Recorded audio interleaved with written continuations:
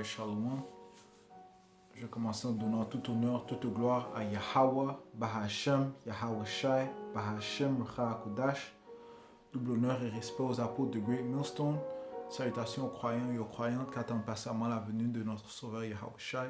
Shalom aux élus.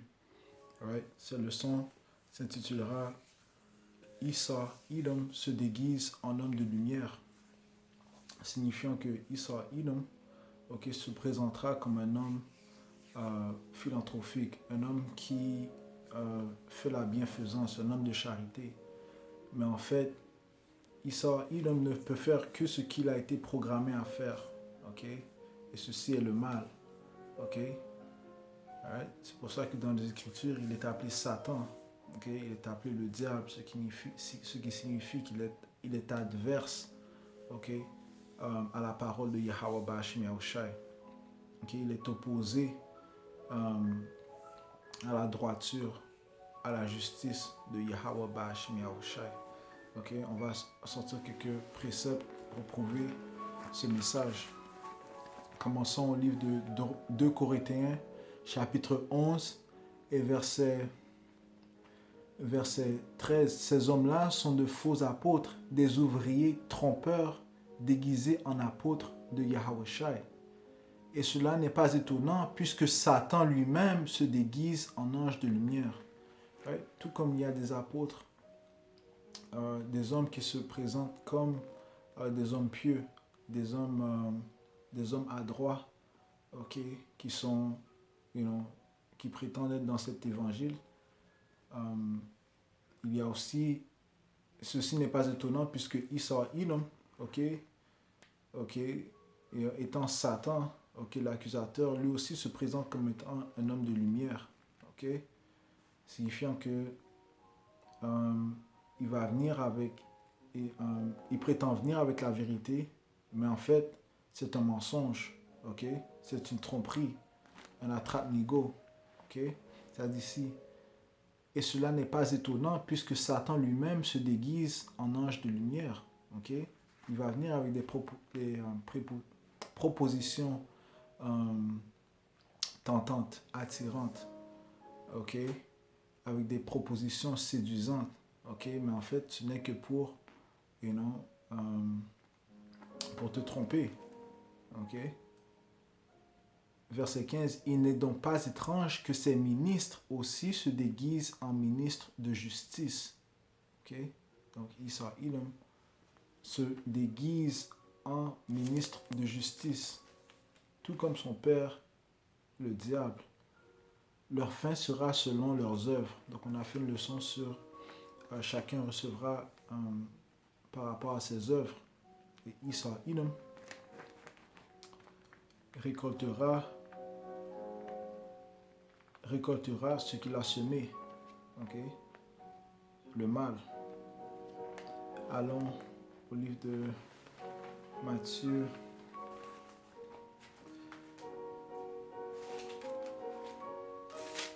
chapitre 7.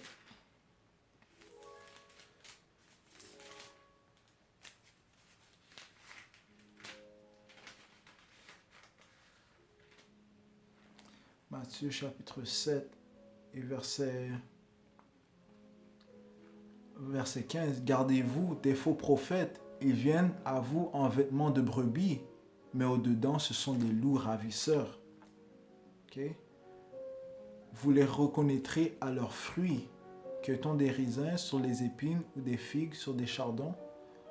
Donc on les reconnaîtra par le fruit, leurs fruits représentant leurs œuvres, ce qu'ils produisent. Verset 17. Tout bon arbre porte de bons fruits, mais le mauvais arbre porte de mauvais fruits.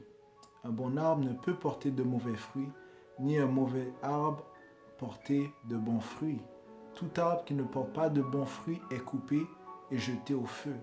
C'est donc à leurs fruits que vous les reconnaîtrez. Et c'est par les fruits de Issa Edom que nous pouvons le reconnaître en étant l'impie, en étant le méchant, en étant le diable,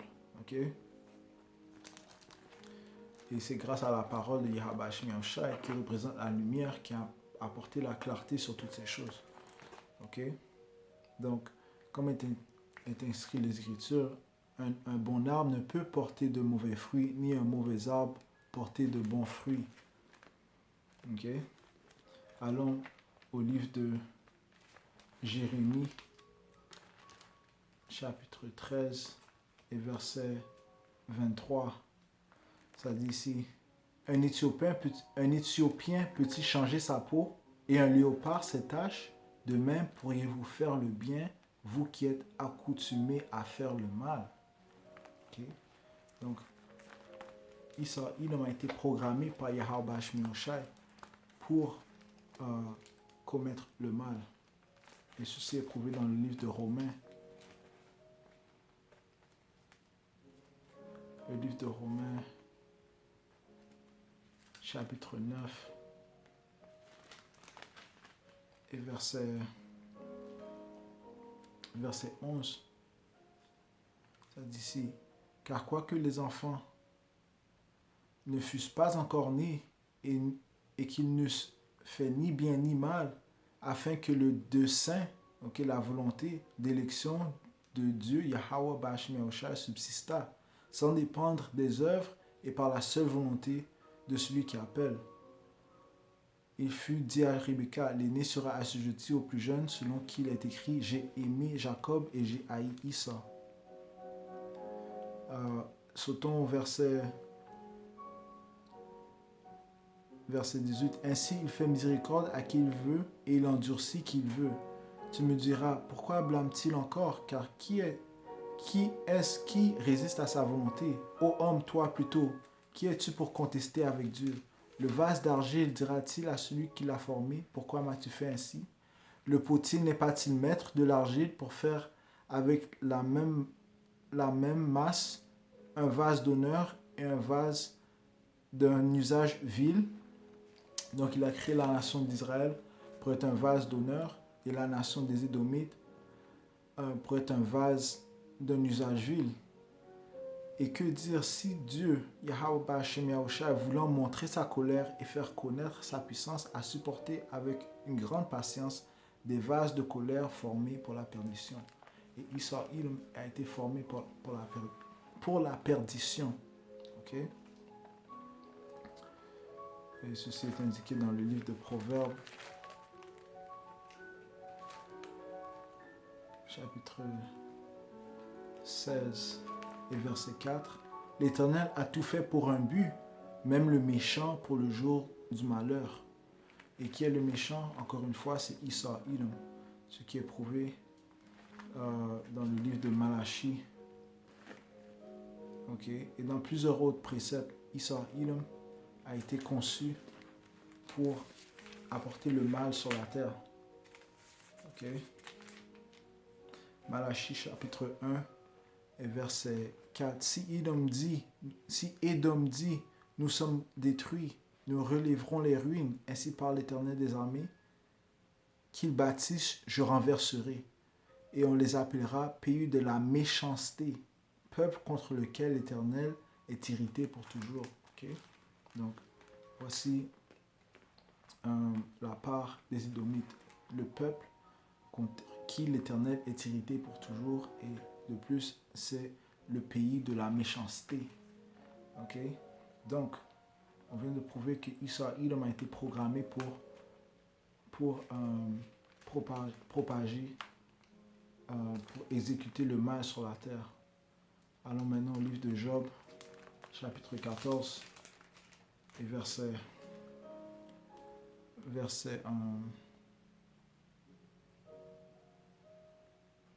4. Comment un être souillé sortira-t-il? Un homme pur, il n'en peut sortir aucun. Okay? Encore une fois, Yahweh Shemshah l'a programmé pour être un homme méchant. Okay? Un homme du mal.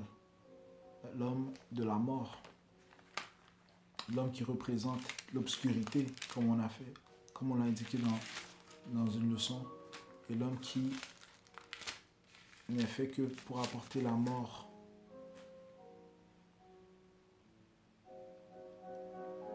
Okay? L'homme qui a été créé pour enlever la paix, comme l'indique le livre d'Apocalypse, le 6e chapitre, le 4e verset.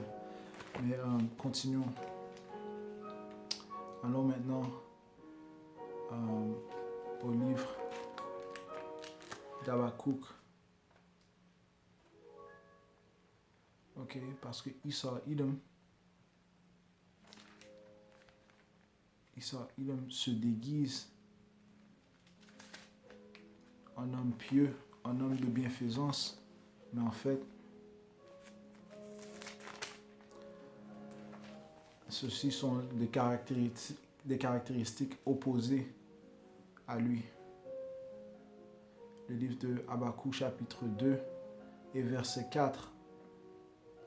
Voici son âme s'est enflée, elle n'est pas droite en lui, mais le juste vivra par sa foi. Encore une fois, la balance de Habashmi Oshai. Un est opposé à l'autre. Okay? Donc l'âme de l'impie est enflée, elle n'est pas droite en lui. Okay? Donc ce qui signifie qu'elle est mauvaise en lui. Donc ce qui signifie qu'il ne peut faire que le mal.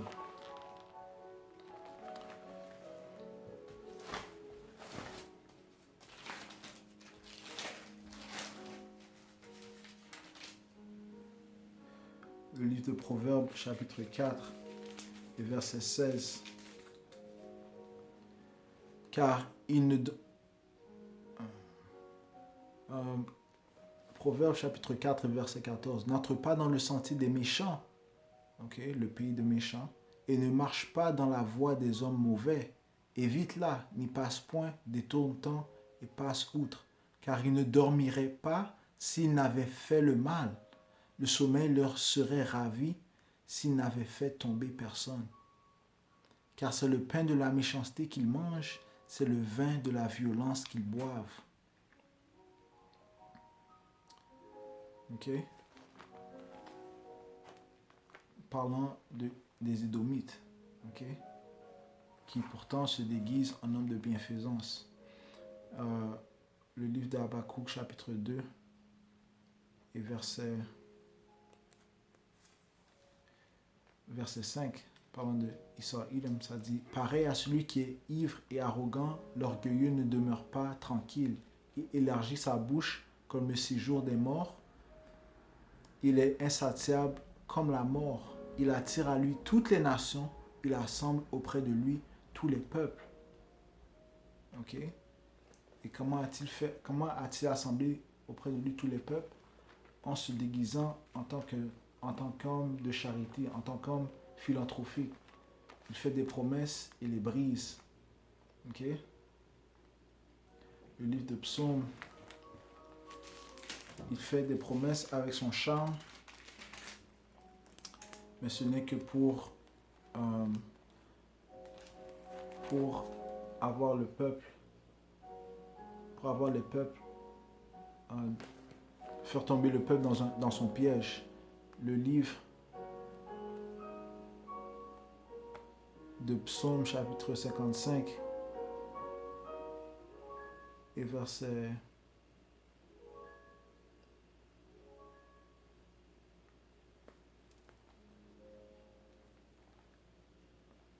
21. Il porte la main sur ceux qui étaient en paix avec lui. L'exemple parfait serait comment Esau Edom a truqué les Amérindiens, les soi-disant Amérindiens, afin de leur voler leur terre. Ok? Alright? Et ça dit ici, il porte la main sur ceux qui étaient en paix avec lui. Il viole son alliance. Sa bouche est plus douce que la crème, mais la guerre est dans son cœur. Ses paroles sont plus onctueuses que l'huile, mais ce sont des épées nues. Ok? Donc, Esau Edom est le serpent, il est Satan. Allons vérifier la définition du mot serpent. Ok? Ça dit ici, au sens figuré, personne perfide et méchante. Et Esau Edom est le serpent. Ok? Un serpent se faufile doucement. Ok? Il étudie sa proie. Et lorsqu'elle est faible, passe à l'attaque. Ok, Esau Edom utilise la déception. Ok, et par la suite, il utilise son glaïve. Ok, et la déception, c'est son poison. Ok, ses enchantements, commençant par ses médias. Ok, les choses qui passent à la télévision, ce ne sont que des enchantements afin de t'endormir, endormir les peuples, et par la suite, il les attaque. Ok, le livre d'Apocalypse, chapitre 12, et verset 9. Et il fut précipité, le grand dragon, le serpent ancien, appelé le diable et Satan, celui qui séduit toute la terre. Ok, comment est-ce qu'il est séduit? Par ses paroles. Ok, son poison. Il fut précipité sur la terre et ses anges furent précipités avec lui. Donc, il recevra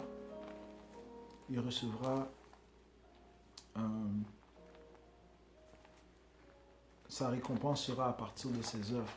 Ok, il sera jugé à partir de ses œuvres. Ok, et Yahweh Shemyansha a réservé le feu pour Esau Edom.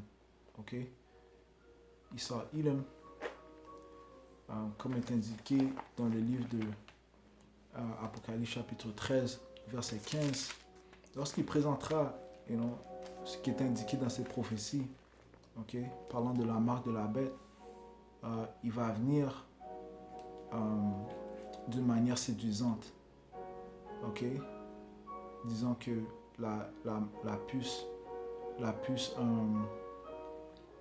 aura des biens, aura des profits, aura des bénéfices.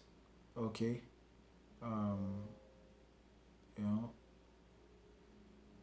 que la puce va pouvoir guérir, par exemple. Ok, va pouvoir te permettre de, si jamais tu as perdu ton portefeuille, eh bien la puce sera dans ta main. Ok, ton identité sera dans ta main. Donc il trouvera toutes sortes de séduction afin de convaincre le peuple de se procurer cette puce. Ok, lisons le livre d'Apocalypse chapitre 13 et verset 16. Et il fit que tous, petits et grands, riches et pauvres, libres et esclaves, reçussent une marque sur leurs mains droite ou sur leur front, que personne ne put acheter ni vendre sans avoir la marque, le nom de la bête ou le nombre de son nom. Ok, donc il va faire que tout le monde va se procure cette puce. Ok, la puce étant la marque de la bête. Ok, et seuls les élus échapperont au poison, à la séduction de Esau Edom, qui se déguise en homme de lumière. Ok, donc retournons au livre de Psaume chapitre 55 et verset 21. Il porte la main sur ceux qui étaient en paix avec lui, il viole son alliance. Sa bouche est plus douce que la crème, mais la guerre est dans son cœur. Ses paroles sont plus onctueuses que l'huile, mais ce sont des épées nues. Ok, le serpent.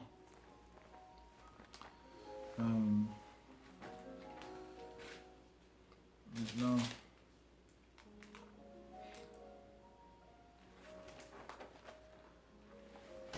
allons au livre de Siracide, chapitre 12 et verset 10.